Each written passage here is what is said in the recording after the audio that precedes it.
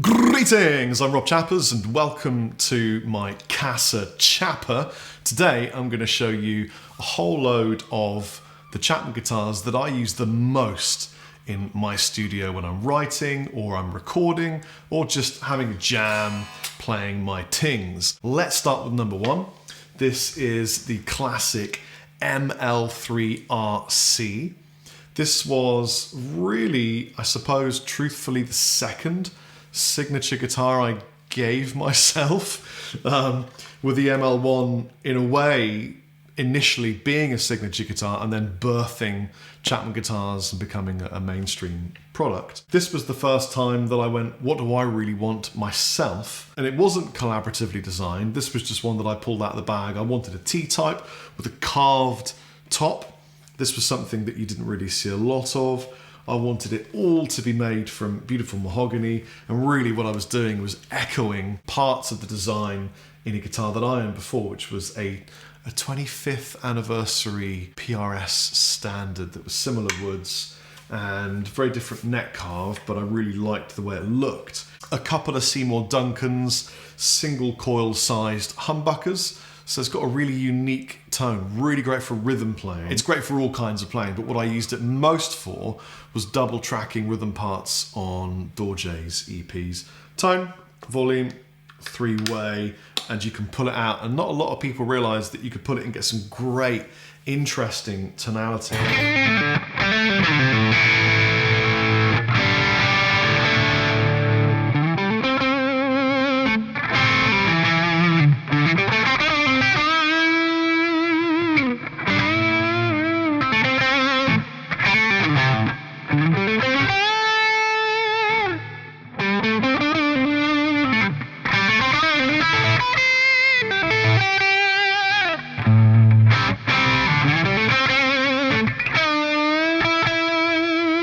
But of course, if you untap it and then put it on a really, nice lead sound, you get some absolute fill.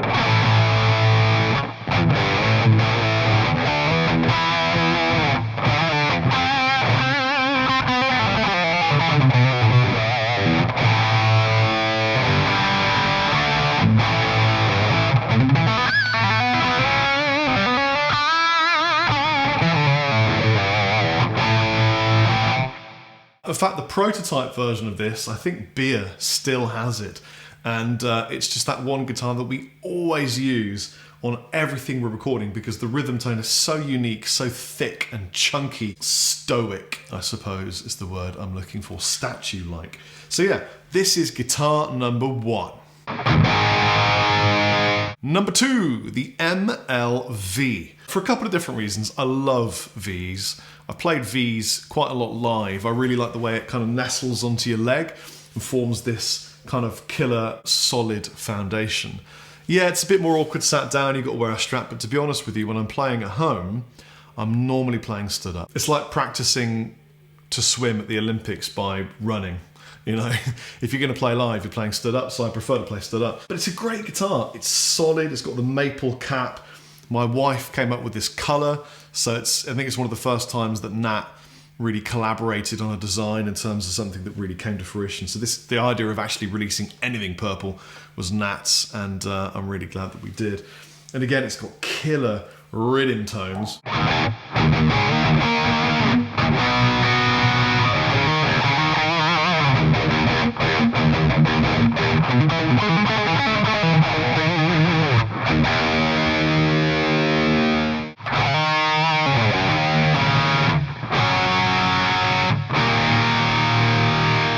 I've taken the reverb off and you can really hear the hard-hitting combination of those burning humbuckers and the physics of the whole wooden system working together.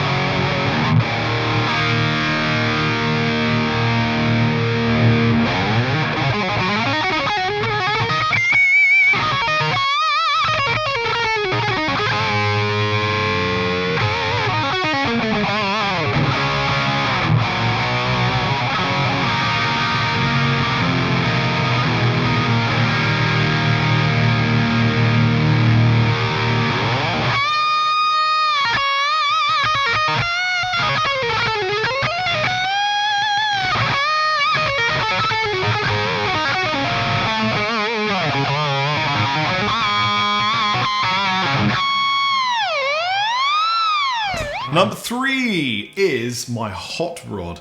This is one of the prototypes that we made for the hot rod. I just love this guitar. It was something that I kind of came up with. Not that hot rodding is my invention, but I thought, wouldn't it be cool to strip back and make something kind of a lean, mean version of what it would originally have been. First run came with the anniversary Seymour Duncan humbuckers. They were actually quite reasonably discounted. So if you got one of these, you did really, really, really well. And it was originally called the ML1 hot rod. Swamp ash body, maple neck. I mean, it's a hot rodded, ridiculous thing.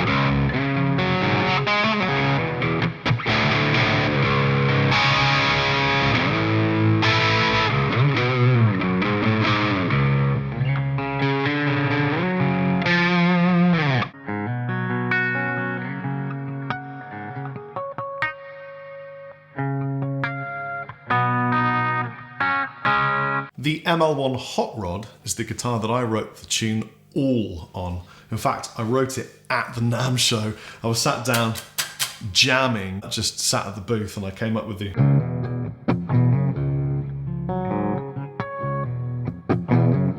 came up with that riff. It just kind of flowed. The guitar inspired me. I found it really, really, really cool to look at. I really like guitars that are stripped back and a little bit kind of simplistic. And with one pickup, a Floyd Rose, which is obviously tons of fun, sometimes too much fun, and you can tap it and pop it. It was just a great, great guitar. We get a lot of people asking us to bring these back, so maybe that will happen at some point. Who knows?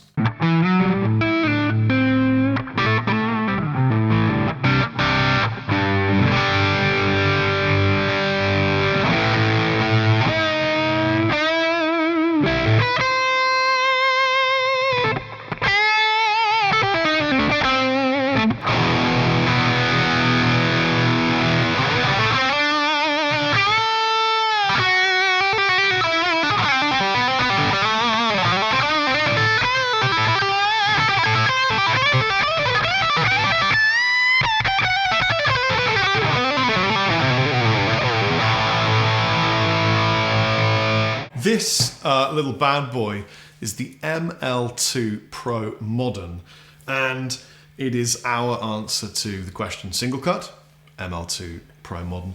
The main difference being it's neck through, all the way through, stainless steel frets, maple neck, carved, beautiful flamed maple cap. I turn to this when I want a really hard hitting single cut type vibe, and I love this guitar. I didn't really give it a lot of attention, to be honest with you, until Lee, Captain Lee of Andertons fame, used it on my recording in the Sunshine Clockwork Wolf and Company. He used it on some of the little tiny bits of rhythm that he played and the solo that he also plays on one of the tracks.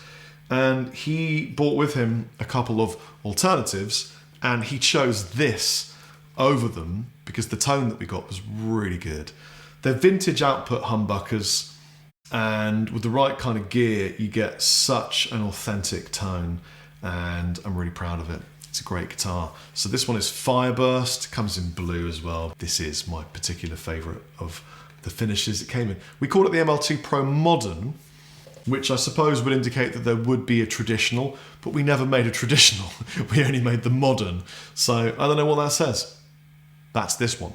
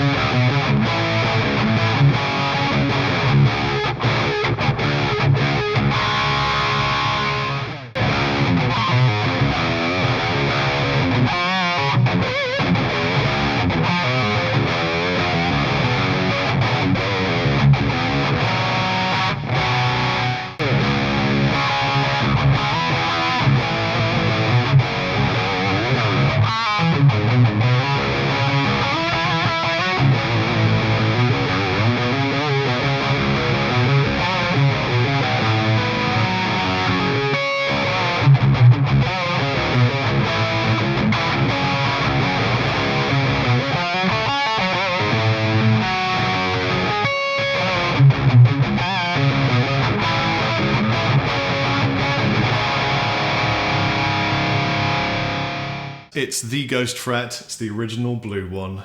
This is my baby. I will never be without this guitar. It's the first guitar that I got really involved in the manufacturing of, went to the factory and worked on the CAD and was there when the first one was kind of born. Took it all around the planet with me, shot music videos, toured, done everything. Had it signed by Johnny Highland, one of the best guitar players in the entire world. And yeah, I completely love it. It's WYSIWYG, it's what you see is what you get. It's an EX-shaped, dirty guitar with a couple of humbuckers I changed out. I can't even remember what they are, but I know that this one is a bare knuckle and this one is a Seymour Duncan. I think that might be a Warpig, actually. Yeah, I think it's a Warpig. It's got really thick strings on it, really thick. Something like 11 to 60. I drop tune it all the time. It comes with a solid maple cap that is slightly carved, and then again it's neck through. So it's a great guitar.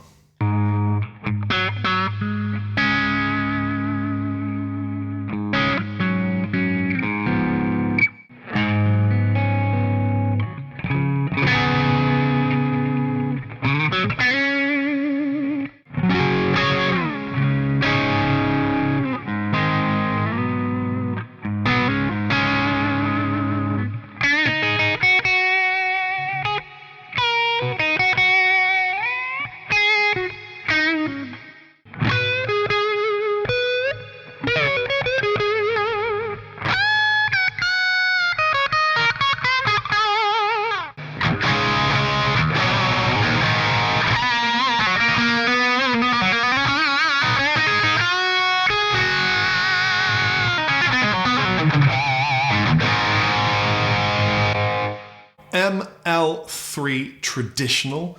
This is a standard guitar from the V2 range from Chapman.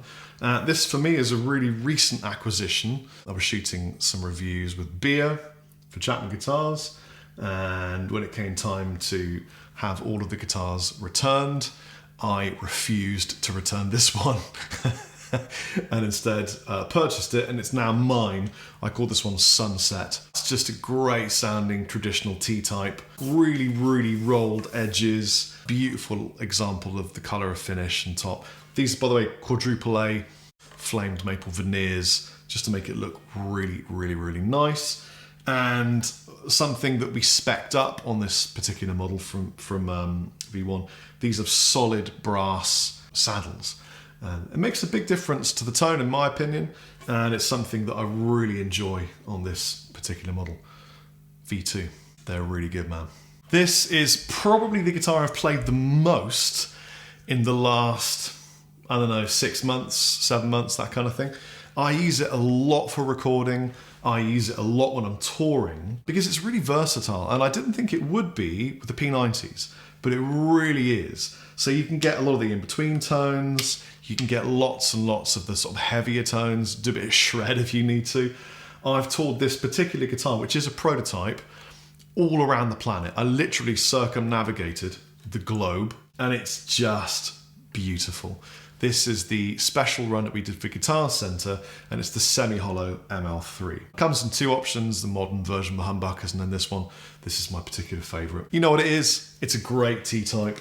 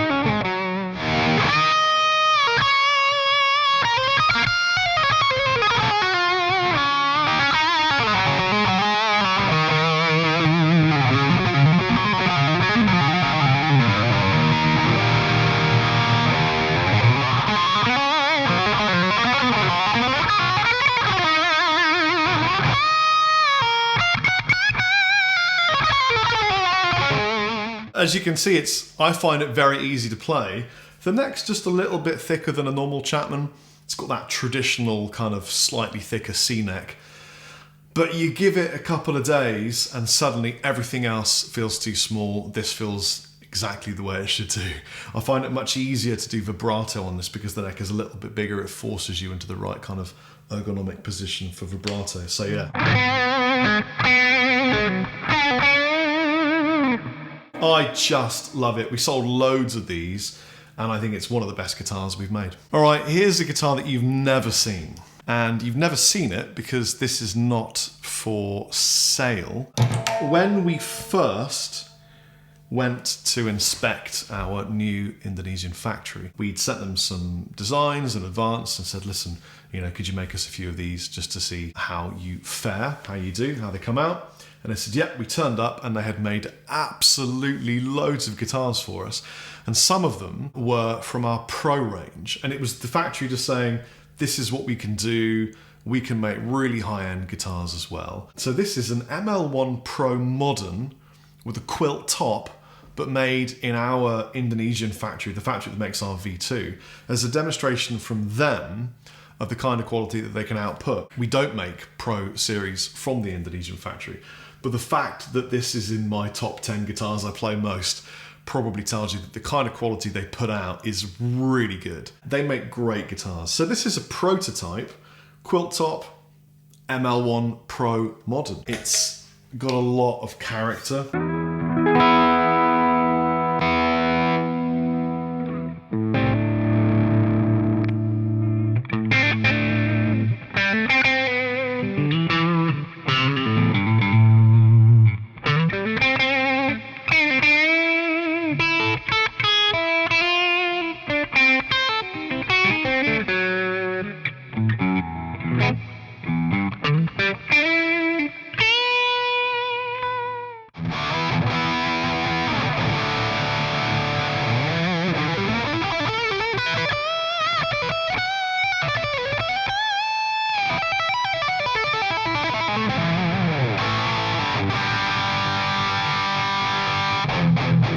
As you can see, it's easy to play, sounds really good. The Indonesian factory has great parts, workers, skill, and this is a guitar that I play quite a lot, despite the fact that I'm sorry, you can't currently purchase it.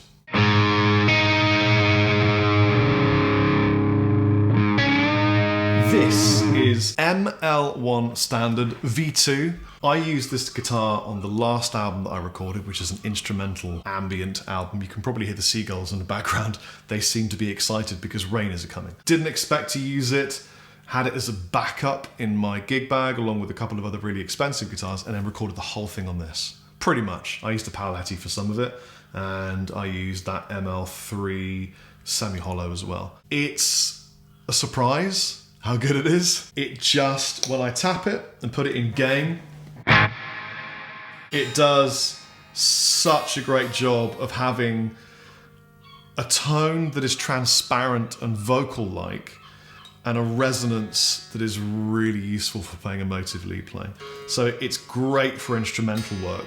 Its price is on a different scale to where its quality is. If I was buying a Chapman guitar for somebody and they didn't really play guitar, they were new to it, this is what I would buy them. The quality, the feel, lots of different kinds of tones. It really lends itself to being easy to play and having that emotive, beautiful vocal quality when you play lead.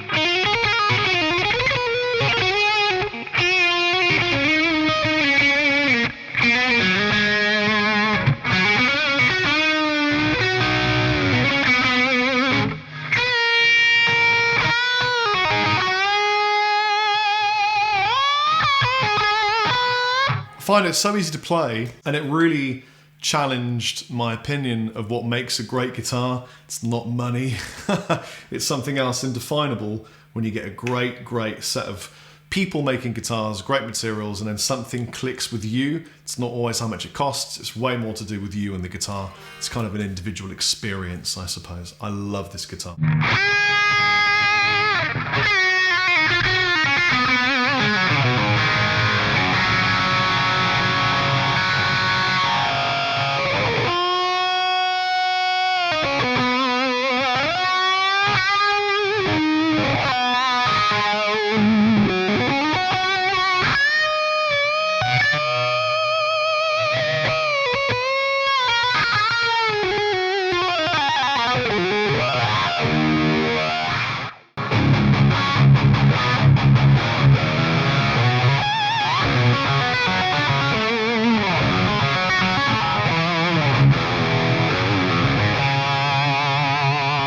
This is from the original run we did in China to launch the entire company 10 years ago. And this is production model number 1, off the line, and I whacked a bunch of different pickups in it, shaved the top off, did all sorts of cool and interesting and different things, and I gigged, toured, recorded the living daylights out of this particular guitar. It's almost become like slightly relict and vintage looking, because I mean it is more than 10 years old, and I've done everything conceivable with this guitar.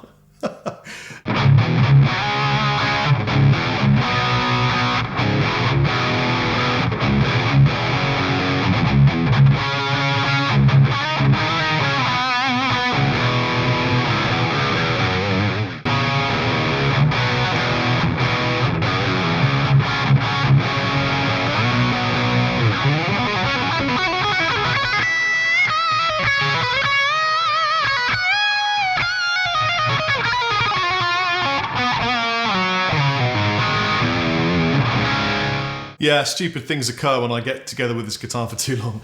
It just reminds me of my younger days when I was in my 30s, addicted to the shred, all that kind of thing. It's easy to play. It reminds me of where Chapman guitars came from, and I love this guitar. Anyway, I hope you've enjoyed watching me randomly assault these helpless pieces of wood over the past however long this edits down into. Thank you for supporting Chapman guitars over the past 10 years. You guys take it easy. Chappers out. Which was your favourite one?